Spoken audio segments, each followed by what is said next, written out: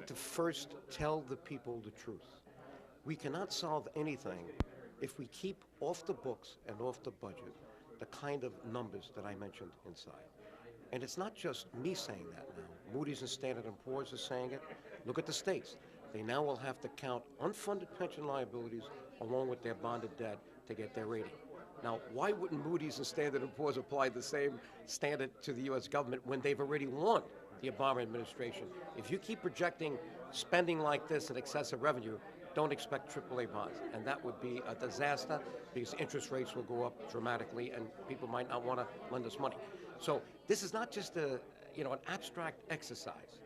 This is real money.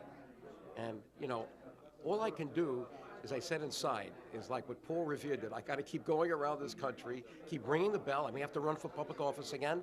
I have no reason not to. I'm not forced to. I think it's important for people to hear this message, win or lose. And when you run for office, you've got a pretty good platform. I heard you mention that you may run again. Have you thought of what particular office that might be, or you run for Senate again? Maybe. I mean, I have to see now.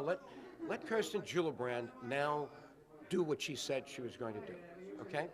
And let's then measure her actions against her words. Let's see what Obama does. Everybody's assuming it's going to be very tough for Republicans in 2 years because Obama's running for president. Hey, we're not out of this yet. Unemployment's not going to come down dramatically, and it, in fact, may not come down at all because we have a structural way of computing it that if jobs come on, people who dropped out may come back in. So we have that problem. We got now foreign affairs. Look at it.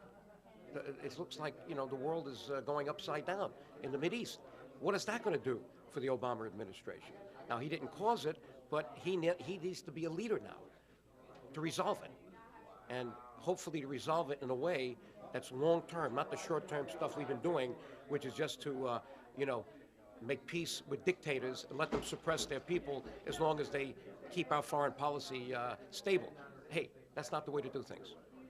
Going back to Senator Gillibrand for just a second, after the election, she seemed to really hit a stride with, a lot of issues that she was on the forefront for. It got a lot of national attention, her approval rating stuff. What do you think? How do you think she's doing, in your opinion? Well, I think if you're talking about the lame duck section, she obviously benefited from that.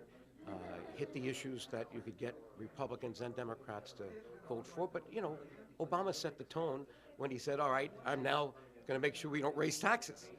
And I think that brought together a lot of people. It was painful for a lot of Democrats, I know that. But it was something we absolutely had to do because you could not, under these circumstances, with unemployment rates and then the economy still on the edge, raise taxes on anybody. But she benefited from that. But let's, a horse race is not one lap. You got to go around and then you have that final lap. And many times the horse that wins, it's the final lap that counts most.